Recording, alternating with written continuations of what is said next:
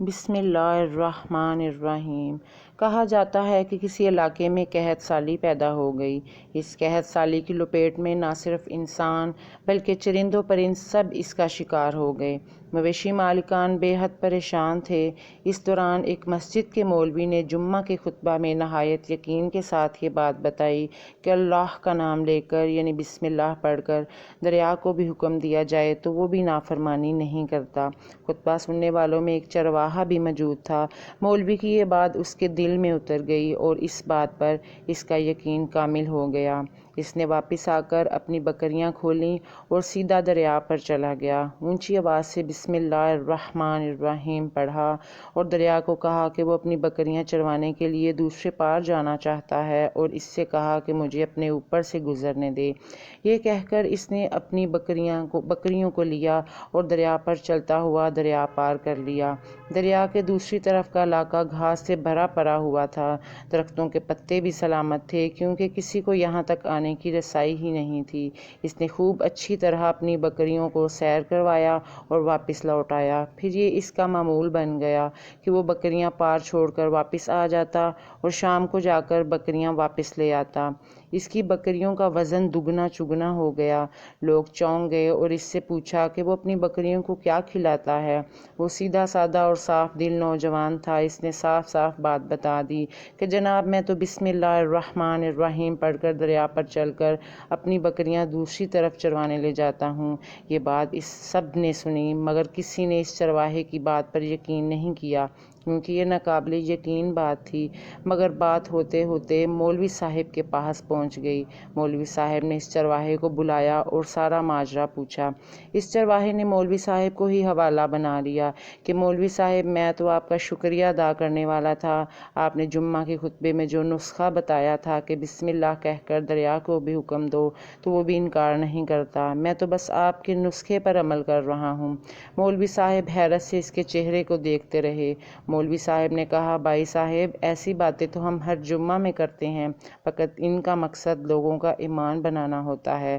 مگر بکریوں والا ڈٹا رہا کہ میں تو بسم اللہ کہہ کر پانی پر چلتا ہوں اور بکریوں سمیت پانی پار چلا جاتا ہوں۔ آخرکار مولوی صاحب نے صبح خود یہ تجربہ کرنے کی ٹھانی، جسے دیکھنے چرواہے سمیت پورا علاقہ بھی آ گیا۔ مجمع زیادہ تھا۔ مولوی صاحب نے ایک دو بار سوچا کہ انکار کر دوں کہ کہیں ڈوب نہ جاؤں، مگر وہ جو مولوی صاحب کو کندھے پر اٹھا کر لائے تھے اب وہ بھی جوش و خروش سے اللہ اکبر کے نعرے لگا رہے تھے اور مولوی صاحب کے حق میں تعریفیں کر رہے تھے۔ آخرکار مولوی صاحب نے اپنے ڈر کو دور کرنے کے لیے ایک رسہ منگوایا۔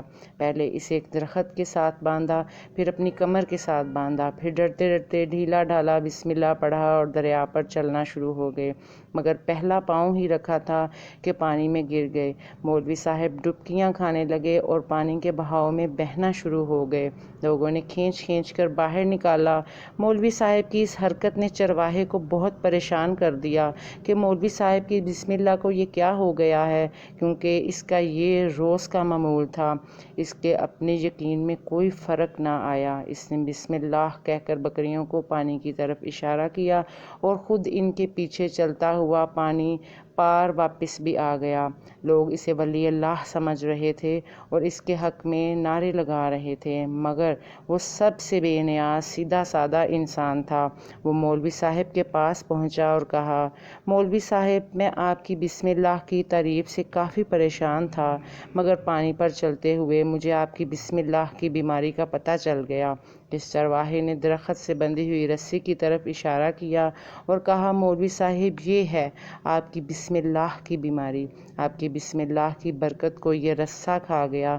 آپ کو اللہ اور بسم اللہ سے زیادہ اس رسے پر بھروسہ تھا، لہٰذا اللہ نے بھی آپ کو رسی کے حوالے کر دیا۔ پھر کہنے لگا مولوی صاحب آپ بھی کمال کرتے ہو، میں نے آپ کے منہ سے سنا اور یقین کر لیا اور میرے اللہ نے میرے یقین کی لاج رکھ لی، مگر آپ نے اللہ کا کلام سنا مگر یقین نہیں کیا، لہٰذا آپ کو اللہ نے رسوا کر دیا۔ محترم عزیز دوستو، یہی کچھ ہمارا حال ہے۔ ہماری نمازوں اور دعاؤں کا بھی حال یقین سے خالی ہے۔ ہم دعا تو کرتے ہیں لیکن اللہ پر یقین نہیں رکھتے۔ آج کی ویڈیو اگر پسند آئی ہو تو اس کو لائک کیجئے اور چینل کو سبسکرائب کرنا مت بھولیے۔